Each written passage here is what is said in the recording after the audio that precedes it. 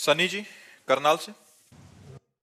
राधे राधे महाराज जी। महाराज जी, अ, जब हम ग्रस्त जीवन में रहते सीमित भजन करते हैं तो क्या हम अगर किसी ज्यादा भजनानंदी प्रभु स्वरूप साधु संतों की सेवा भाव से करते हैं तो क्या उनके भजनों का पुण्य का कुछ फल हमें भी हाँ, मिलता है? बिल्कुल बिल्कुल। अगर संत से संभाषण श्रद्धा पूर्वक कर ले तो उस दिन के भजन करने का छठवां हिस्सा उसको मिल जाता है। संभाषण, जैसे प्यार से हम श्रद्धा पूर्वक दैन्य भाव से किसी संत से संभाषण कर ले तो उस दिन जो संत का भजन हुआ है उसका छठवां हिस्सा उसको मिल जाता है। फिर कहीं उनका चरणोदक उतारें, उनकी आरती करें, उनको बैठाल के भोजन पवावें और मृदु भाषण से उनकी स्तुति करें, तब फिर क्या कहना है इसे। ये तो सीधे भगवत प्राप्ति का उपाय है, सीधे भगवत प्राप्ति का उपाय है। हरि को निज यस ते अधिक भक्तन यस पर प्यार। भगवान को अपने से अधिक अपने भक्तों की पूजा, अपने भक्तों का दुलार, अपने भक्तों का सम्मान प्रिय है। जो भगवान को रिझाना चाहता है वो भक्त को प्यार कर ले तो निश्चित भगवान उसके अधीन हो जाते हैं। भक्त आराधना से भगवान बहुत जल्दी प्रसन्न होते हैं। हमारे यहाँ भक्तमाल में वर्णन है कि भगवान है गर्भस्थ शिशु और संत है माँ। तो जैसे बच्चे को पुष्ट करना हो तो माँ को अच्छा अच्छा पवा दो तो बच्चे को अपने आप पोषण हो जाएगा। ऐसे गर्भस्थ शिशु की तरह भगवान है और उस गर्भस्थ शिशु की माँ स्वरूप संत है। अगर संतों को पवा दो तो उनके हृदय में विराजमान भगवान प्रसन्न हो जाते हैं।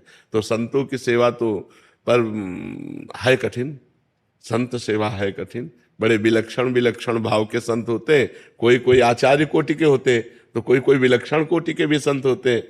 एक संत भगवान को एक भक्त खीर पवा रहे थे तो उनका एक चम्मच और ले लो, मना कर दिया। उन्होंने एक चम्मच डाल दिया और खींच के एक थप्पड़ मारा उनके। वो ऐसे गंभीर रहे। जब वो खा पी चुके तो साष्टांग दंडवत की, गांव के किनारे टिके थे, विचरण करने वाले थे। दूसरे दिन फिर गए और साष्टांग दंडवत की, कहा महाराज जी घर पधारो। तो उनका कल तुम्हें एक थप्पड़ मारा था, बुरा नहीं लगा? बोले महाराज जी ये तो आपका कृपा प्रसाद था। बोले तुम्हारी संत सेवा सफल हुई।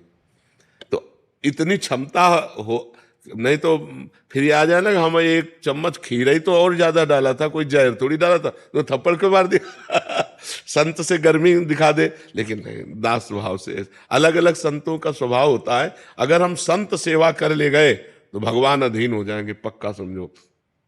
श्री हरिपाल जी नाम के एक महाभागवत हुए हैं। उनके गुरुजी ने जब उन्होंने प्रश्न किया कि मुझे भगवान का साक्षात्कार गृहस्थी में रहते हुए कैसे हो जाएगा, तो उन्होंने कहा कि अगर भक्तों की सेवा बन जाए, संतों की रोज सेवा हो, तो एक दिन भगवान स्वयं मिलने आ जाएंगे। तो उन्होंने अपने गुरु वचनों का पालन किया, संत सेवा प्रारंभ कर दी। तो संतों को श्रद्धा और भाव चाहिए। तो अब जहां किसी संत की सेवा होती तो वो संतों से कहता है यार कभी उधर जाना तो हरिपाल जी के यहाँ जरूर जाना, बहुत सुंदर संत सेवा करते हैं, बड़े सुंदर भगत हैं वो। अब वहां संतों की मंडलियां आने लगी। अर्थ सीमित था, धीरे धीरे सब संत सेवा में। यहां तक हालत हो गई कि अब संत आए तो अब उनका भोजन प्रसाद कैसे हो।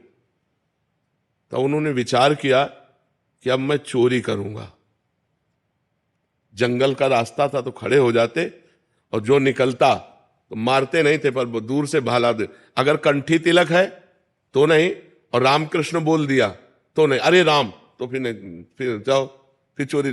वो जो रामकृष्ण ना बोले और जिसके कंठी तिलक ना हो, और विचार किया कि उसका भी मंगल हो जाएगा।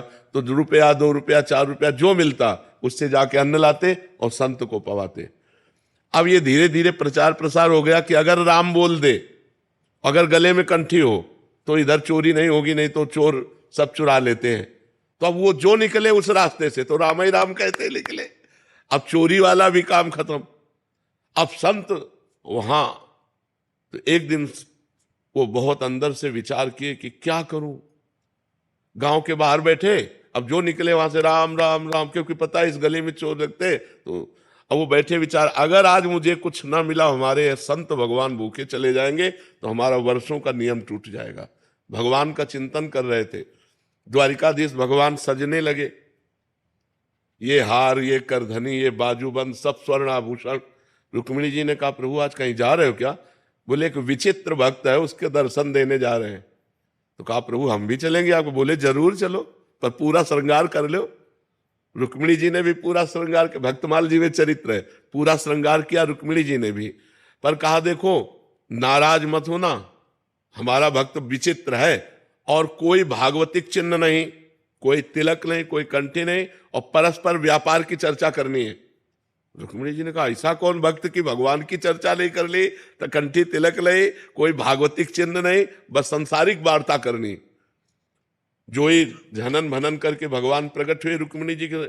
हरिपाल जी ने देखा इतना धनी, आज तक ऐसा धनी हमने नहीं देखा, जितने आभूषण भगवान सेठ रूप में और उनकी पत्नी के रूप में रुक्मिणी जी। हरिपाल जी खड़े हो गए तो भगवान नजदीक गए और 2 असरफियां दी। वो कहा हम सुनते हैं इस जंगल में चोर लगता है, आप हमको पार कर दोगे?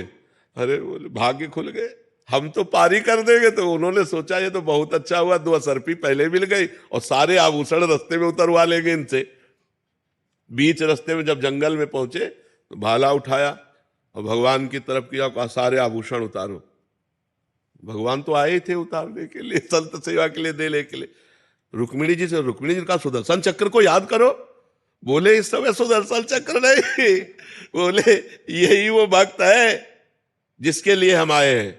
बोले प्रभु भक्त कैसा? बोले पहले सब उतार दो। उतार, अब अंगूठी नहीं उतारे तो उनका उतारो अंगूठी, इससे 5 संतों का भोजन होगा। तो भगवान ने कहा समझती हो, अपना सर्वस्व संतों को लुटा करके, और जो धर्म विमुख जन है उनका धन लेकर संतों की सेवा में लगाते थे। तो अब जब ये बातें होने लगी तो हरिपाल जी चौंक गए। तो उनका तुम चिंता मत करो, तुम जिसको इष्ट मानते हो वही मैं तुम्हारा इष्ट हूं। भगवान ने अपने स्वरूप का साक्षात्कार कराया और कहा यह आभूषण ले जाओ, कुल परंपरागत लक्ष्मी बढ़ती रहेगी, अब घटेगी नहीं, खूब संत सेवा करो। तो गृहस्थी में यदि संत सेवा हो जाए तो भगवान चलकर आकर दर्शन देंगे किसी न किसी रूप में, इसमें कोई संशय नहीं। पर है कठिन, है कठिन। इसलिए कठिन है कि अलग अलग भावों के संत हैं, अलग अलग उनका स्वरूप व्यवहार है। अगर हम क्षमा करते रहें उनके व्यवहार को और उनकी भगवत भाव से सेवा करें तो संत सेवा मात्र से भगवत प्राप्ति निश्चित, इसमें कोई संशय नहीं है।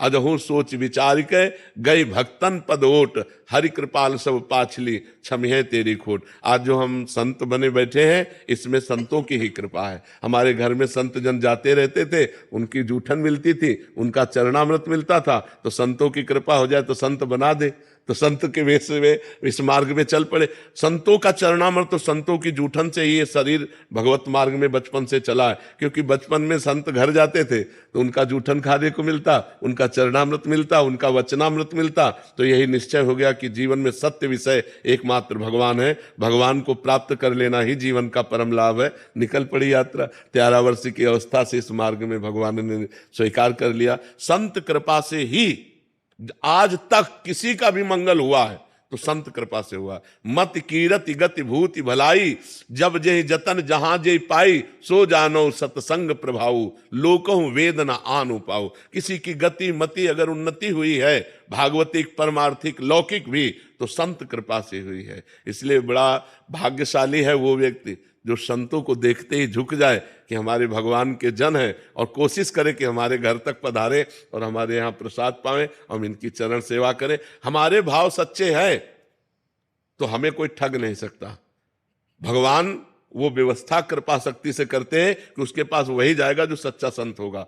क्योंकि भाव है ना आपका, तो सर्वांतर्यामी भगवान वो भाव जानते हैं। दम्भी पाखंडी मिलाएंगे ही नहीं, वो उन्हीं से मिलाएंगे जो सच्चे संत भगवान के मार्ग के हैं।